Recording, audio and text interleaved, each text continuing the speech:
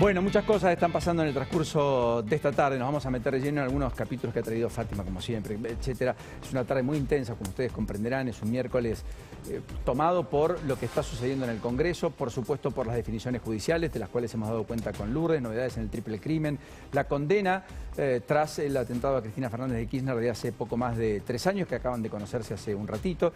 Y en materia económica, efectivamente, lo que está pasando con el dólar, una tensión cambiaria que no cesa, con dólares con todo con liquidación, el MEP arriba de 1.500, por encima de la banda, un blue que hoy sube, que está en 1.475, hay chica diferencia, sube también el dólar oficial, en algunos bancos se está vendiendo a 1.470, 1.480, es un poco más arriba de lo que estaba en el día de ayer. Riesgo país que también sube porque los bonos pegaron la vuelta, habían subido en las últimas jornadas, hoy vuelven a caer, todo porque aparece un enigma respecto a cuál va a ser la política cambiaria y el régimen cambiario hacia adelante de la Argentina. Ese que el gobierno dice a todas luces, después del 26 va a cambiar. Algunos sostienen, bueno, son 12 largas jornadas para que esto ocurra.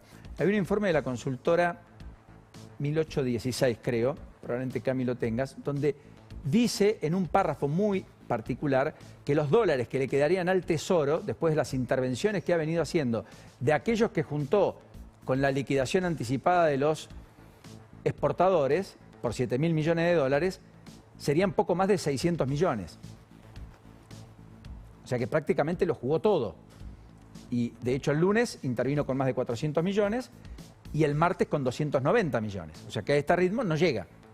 Se queda sin nafta, va a tener que empezar a poner dólares del Fondo Monetario Internacional, que es lo que justamente el fondo no quiere, para tener un tipo de cambio que a todas luces, si uno lo libera, parecería ser más alto.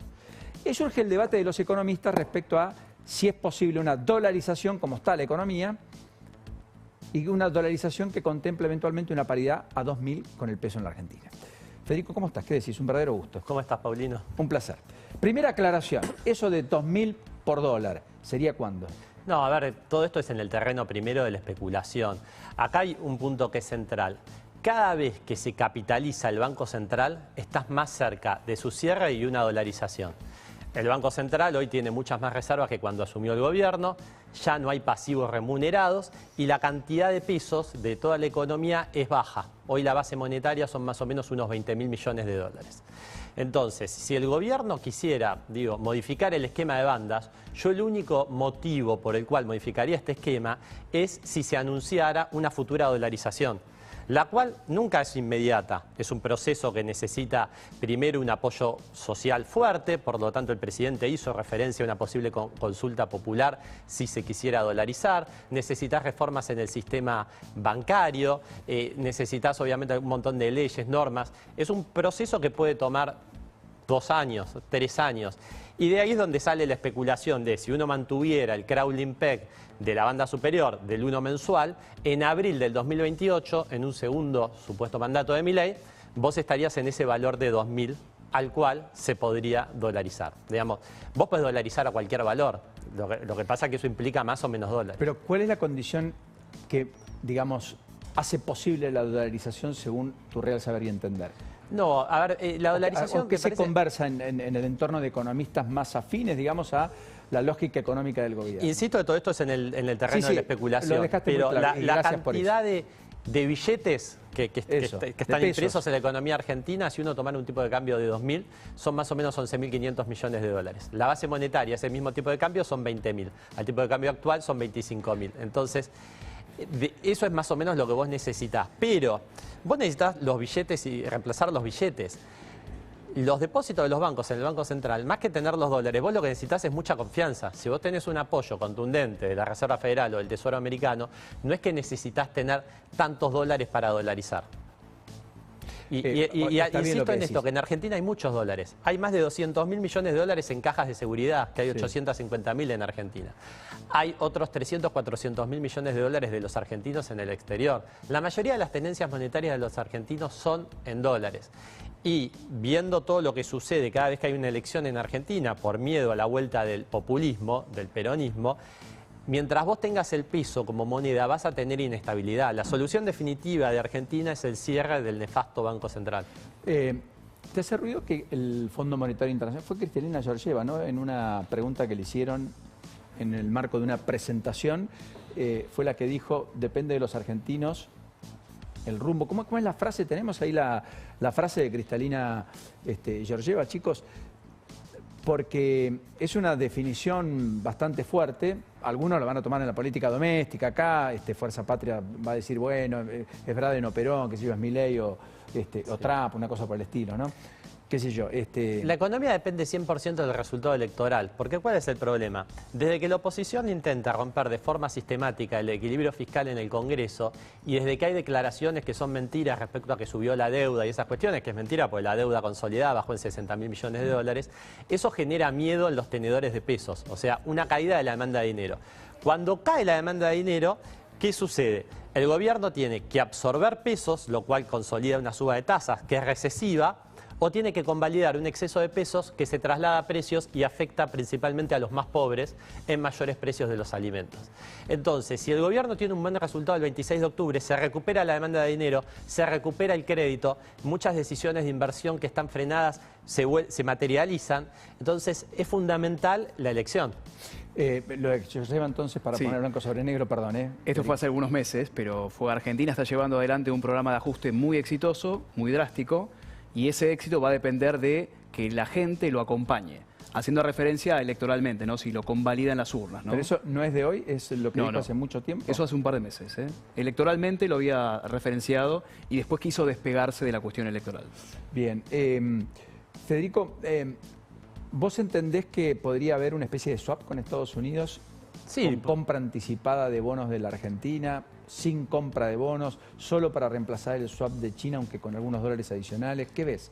Scott Bessent dejó en un tuit cuáles son las opciones que hay para ayudar a Argentina. Desde un swap de monedas, que básicamente sería un préstamo directo a la Argentina, hasta un crédito directamente del Tesoro norteamericano, que sería un stand-by, un crédito precautorio, a compra de deuda argentina por parte del Tesoro norteamericano de forma directa, todo dentro del marco del Exchange Stabilization Fund, que es el mecanismo que tiene el Tesoro americano para llevar esto adelante.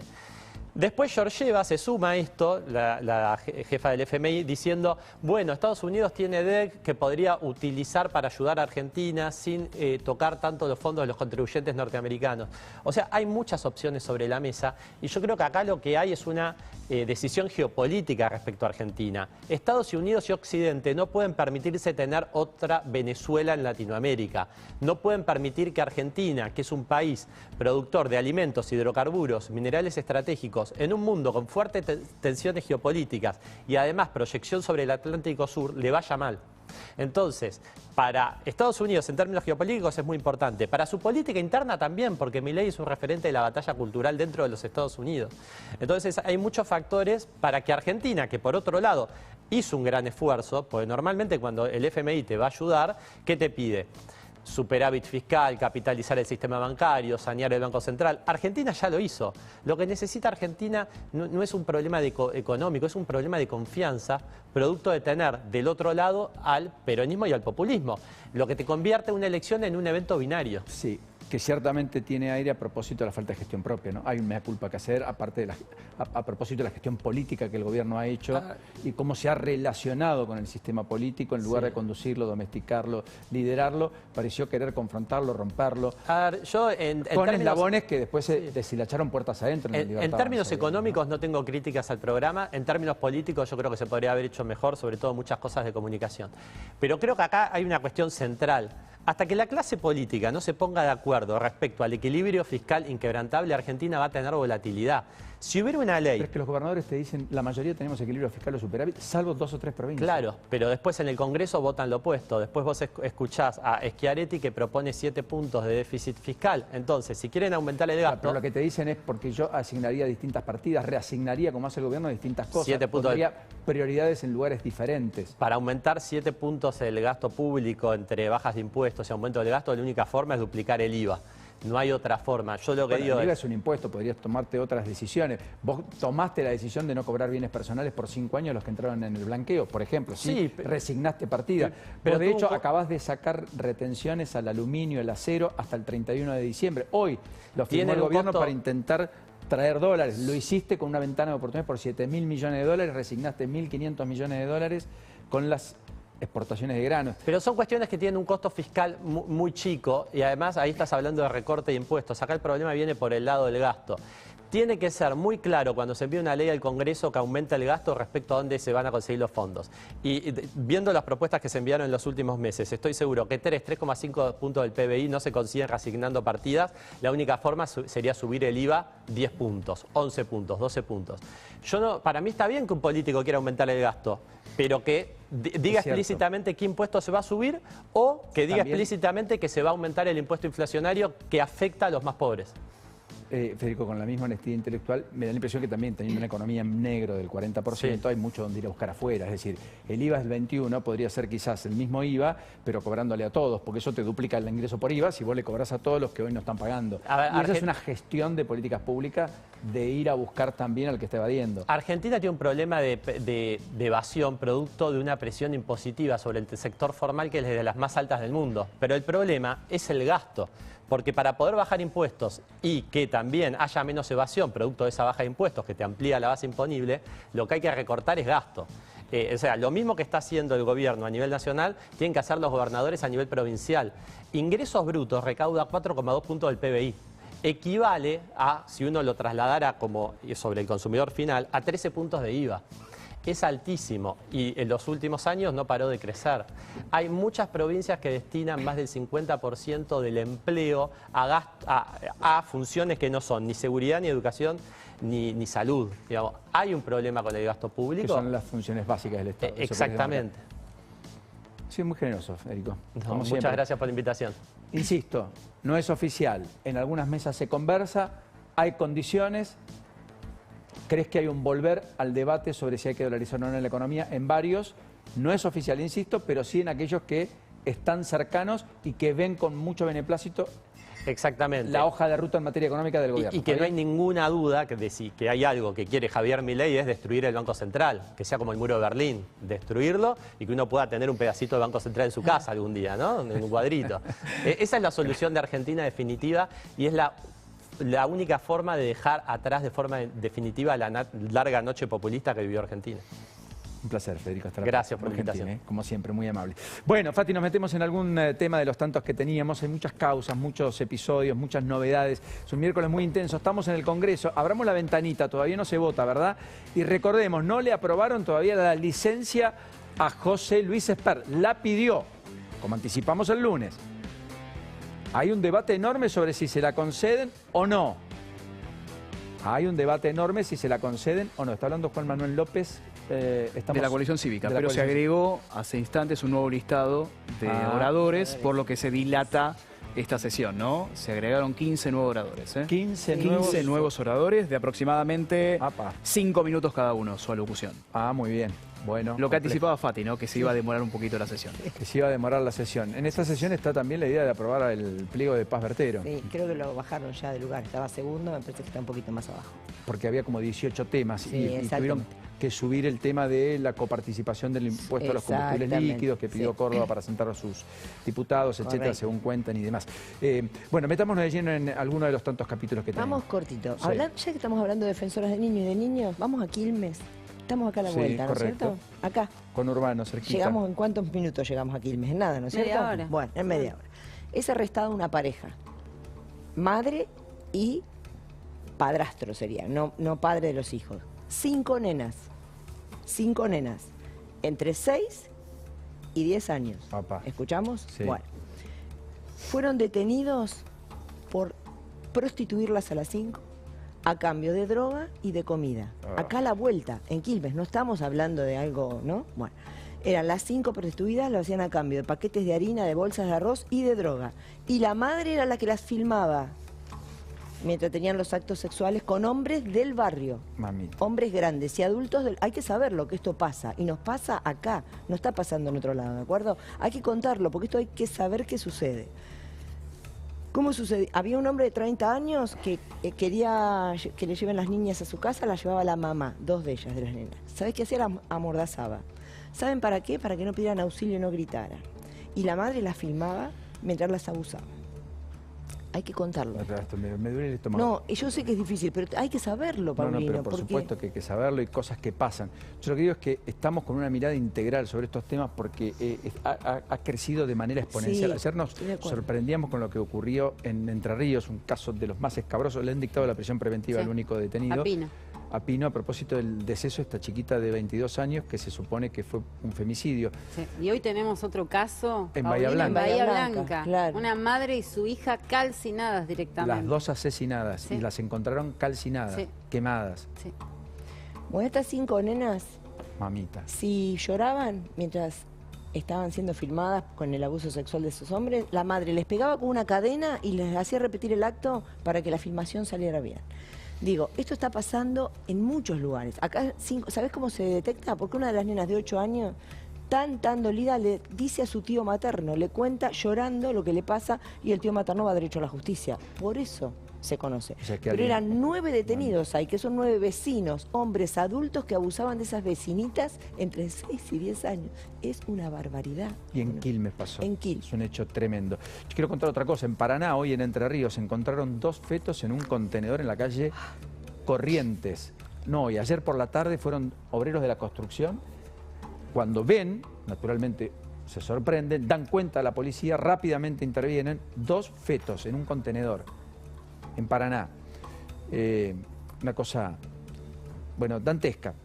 Pero esto está ocurriendo de manera que uno está metido en el Congreso, en las grandes discusiones, en la elección, en la economía, en los conflictos, en los paros. Ahora, todo esto es parte de lo que se movió cuando conocimos los detalles escabrosos, dantescos, dramáticos que se conocen del triple crimen y cómo ocurrieron.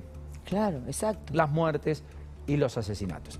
Bueno, más allá de todo eso, estamos en tiempo de descuento en cuanto a la paz en Gaza. ¿Podremos lograrlo o no? Hoy es el tercer día de negociaciones en el Cairo con la llegada de representantes paulinos de Qatar y Turquía, buscando quizás no cumplir con los 20 puntos originales de lo que comanda Donald Trump, a la espera, recordemos, ¿no? El próximo viernes, la nominación y la oficialización de quién es el Premio Nobel de la Paz. Claro, es el viernes. Donald Trump es uno de los candidatos, a pesar de que es un secreto a voces, pero bueno, hay algunos candidatos, vamos a hablar de eso también en minutos. Allí Ventascal dijo que es por eso. Allí tenemos algunos de los candidatos. Estos son los 5, claro. Sí, pero se desprende de un sitio de apuestas, ¿no? Donde cada uno... También hay apuestas acá. Hay para saber quién gana apuestas, el premio Nobel. exactamente, sí. Porque no se puede develar antes de este próximo viernes. O sea, es una bolsa y el que gana se lleva la plata. Allí tenemos algunos de los personajes. También puedes apostar a ver quién gana el premio Nobel, efectivamente. Sí. Quién mide más en las encuestas y quién apuesta más y quién te da mejor recompensa en caso de ganar, ¿no? Está Zelensky, está Zelensky, Yulia Navalnaya es la viuda de Navalny, asesinado en Rusia. Asesinado en 2020 en Rusia, el líder opositor de Vladimir Putin. Correcto. Y también, bueno, uno de los que más... Greta Thunberg. Pero quien está cotizando el 28% de las apuestas es un grupo de voluntarios de la guerra civil trágica, ¿no? De Sudán en África. Aquí están los 5 principales candidatos, ¿no? Donde se sabrá si efectivamente Donald Trump con este plan de paz de Gaza puede coronarse, que es lo que está buscando, ¿no? En términos de diplomacia internacional, sobre todo por los acuerdos de Abraham de hace algunos años, donde se logró cierta estabilidad en Oriente Medio. Sí, ahí dicen que jamás habría concedido, que la información ya circula bastante, la idea de devolver todos los rehenes. A cambio de que se retire la fuerza de Israel, ¿no? Exactamente, con lo cual aparecería una creciente idea de que tal vez el acuerdo pueda firmarse, veremos. Mientras tanto, hablando del mundo, Dinamarca va a prohibir el uso de redes sociales a los menores de 15 años, es lo que anunció la primer ministro. Roban la infancia, dijeron. Ya lo hizo Australia. Australia. Ya lo hizo Australia. Australia fue el primero, exacto, uno de los países pioneros. El Parlamento aprobó en 2024, el año pasado, una ley que prohíbe redes sociales como TikTok, Facebook, X, Instagram a menores de 16 años. De 16, correcto, en Australia. Y en junio, Grecia propuso también en junio fijar una edad de mayoría digital en toda la Unión Europea, por debajo de la cual los niños no puedan acceder a las redes sociales sin el consentimiento de sus padres. Es un tema, un debate interesante, muy interesante, ¿eh? Muy, muy interesante. ¿Qué hay de novedad en el...? Que tiene que ver con cómo volvemos a criar nuestros hijos. Sí, también es cierto, es desafiante, ¿no? Sí, En el mundo de la tecnología. Pues somos padres analógicos para hijos Claro. hipertecnologizados, digamos, ¿no? Sí. Digitalizados. Bueno, a todo esto, Lourdes, ¿qué pasó en el caso Gonzalo Acro? En el caso Gonzalo Acro, Paulino, te voy a contar algo rápidamente porque detuvieron a Sergio Pelado Pineiro. Este hombre estaba condenado a prisión perpetua por el crimen de Gonzalo Acro, el barra brava de River Plate, que fue asesinado en el año 2007. Fue detenido, ¿sabes dónde, Paulino? En Córdoba. Había rehecho su vida bajo otro nombre, había formado una familia, tenía un hijo de 1 año. Su mujer y su hijo desconocían totalmente el pasado de este hombre. Él tenía un nombre totalmente distinto. De hecho, era DT de un club de fútbol femenino. Mirá vos. Wow. Bueno, finalmente hoy lo detuvieron. Este hombre va a cumplir la prisión perpetua por la cual fue condenado en el año 2015 por un tribunal porteño. ¿Te preocupa la caída del pelo? Escucha esto, Capilea es el lugar para recuperar esa melena que alguna vez tuviste. ¿Qué hacen ellos? Bueno, básicamente magia para el pelo, pero